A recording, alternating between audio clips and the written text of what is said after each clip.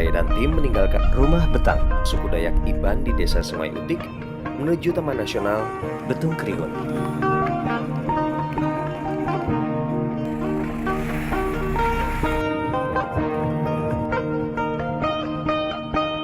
Kami menempuh jarak sejauh 90 km untuk menuju Sungai Embaloh yang menjadi gerbang awal menuju Taman Nasional Betung Krihun.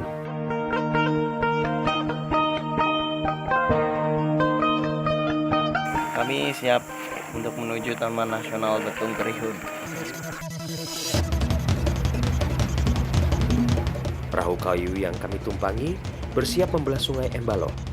Sungai ini merupakan satu-satunya jalur untuk memasuki kawasan paling barat Taman Nasional Betung Krihun.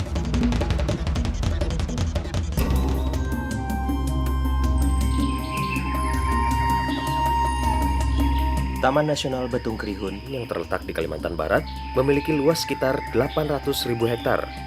Hutan dataran rendah hingga pegunungannya menjadi habitat asli fauna endemik Kalimantan.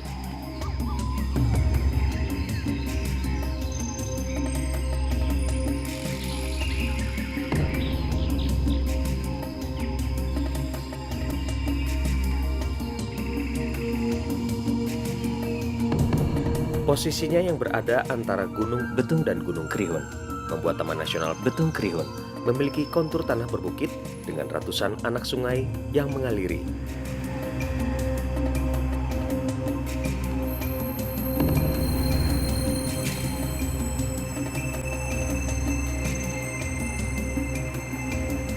Perjalanan menyusuri Sungai Embaloh bukanlah tidak beresiko. Bebatuan dan kayu besar membuat kami harus ekstra waspada.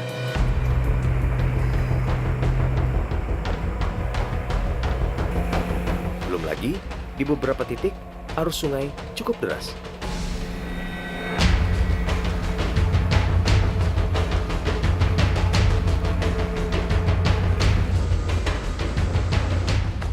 Dua jam sudah kami ada di atas perahu. Karena jarak yang harus ditempuh untuk mencapai dalam tanah nasional masih cukup jauh, akhirnya saya dan tim memutuskan beristirahat sejenak di pinggiran Sungai Embaloh. Sekarang kita sudah sampai di pinggiran. Dan tiba-tiba, Patungku, salah satu guide kami, berhasil merobohkan babi hutan dengan senapannya. Perjalanan memang masih kira-kira 1 jam lagi untuk tiba di lokasi Taman Nasional Betung Krihun ya, tapi kami dan tim melihat dan menemukan babi hutan ya. Biasanya babi hutan itu cenderung berwarna gelap dan berbulu agak lebat. Tapi hari ini yang kami dapatkan itu berwarna putih terang gitu dengan bulu yang tipis. Oi oi oi oi oi.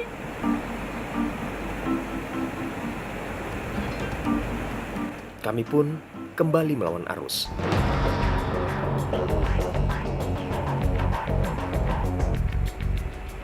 Tadi kita sempat melewati arus sungai yang kebetulan kita mengarah ke sana itu lawan arus kita. Jadi kita sempat melewati beberapa terjangan arus mengarah ke perahu kita ini.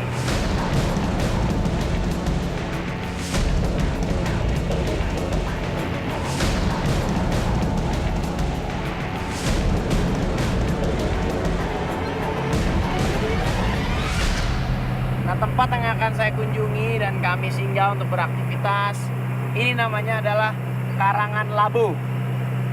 Bukan begitu Pak Yudi? Ya. Kami dari tim 100 Hari Keliling Indonesia sudah nggak sabar untuk melakukan aktivitas yang pastinya seru dan sangat Indonesia sekali. Udah nggak sabar untuk segera turun.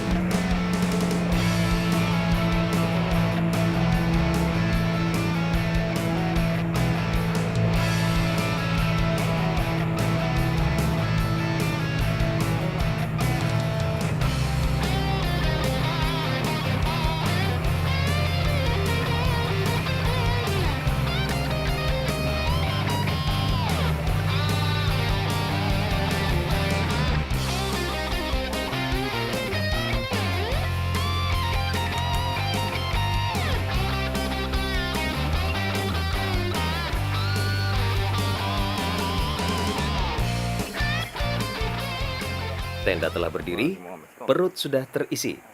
Saatnya saya masuk ke dalam hutan muda Betung Krihun.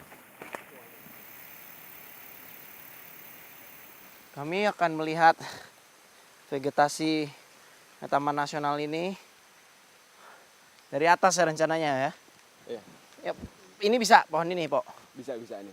Jadi kebetulan salah satu tim kami merupakan seorang tree climber yang mungkin dia akan naik ke atas dan akan membawa saya pula naik ke atas untuk melihat ekosistem vegetasi yang ada di Taman Nasional Betung Krihun ini dari atas.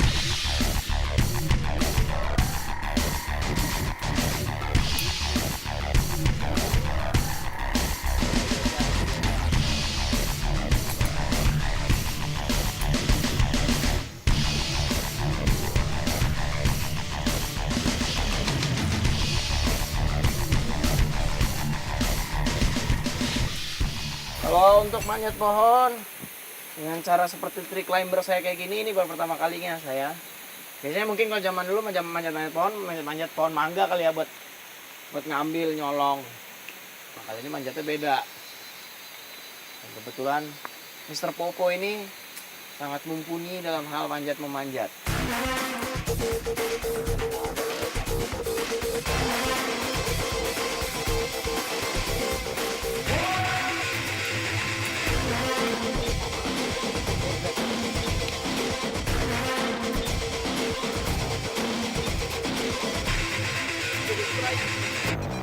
Yang dilakukan oleh Popo ini adalah dia akan memasang fix rope di atas. Fungsinya ini sebagai penambatan ya. Jadi nanti dia akan memasang tali untuk sebagai pengaman ketika saya akan naik besok. Dan tali itu akan dikunci oleh Popo dan istilahnya dijadikan anchornya, dijadikan jangkarnya. Penambatannya itu akan membuat fix rope dari atas ke bawah untuk memudahkan kita naik dan juga memudahkan ketika kita turun. Tinggi pohon yang akan saya panjat sekitar 10 meteran. Ini momen bersejarah dalam hidup saya. Untuk pertama kalinya, saya memanjat pohon setinggi ini. Naik meniti tali itu pakai askender. Ada dua, satu setnya ada dua, kanan dan kiri. Jadi ini tinggal dikaitkan ke tali dan dia bergerak satu arah. Oke, dia nggak akan mungkin bisa turun karena ngelok ya. Dia ngelok. Dibebani oleh badan, dia nggak akan bergeser, tidak akan bergeser, tidak akan jatuh. Tree climbing sore ini adalah gladi resik Kanan kiri. sekaligus latihan bagi saya karena besok pohon yang akan saya panjat tingginya 2 kali lipat dari pohon ini. Jadi memang langkah-langkah yang harus diperhatikan harus detail karena untuk meminimalisir segala kemungkinan terburuk. Untuk itu segalanya harus kita lakukan sesuai dengan prosedural dan yang jelas harus detail ya.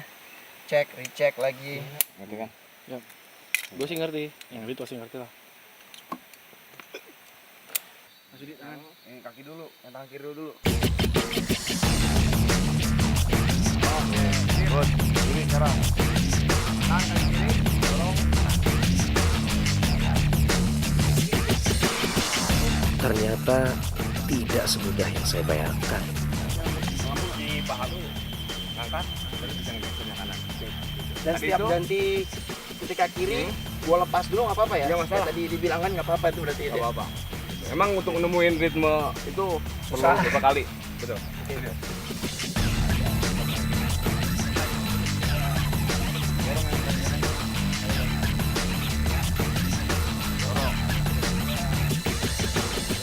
Udah, nggak usah diliatin, rahasia dapur.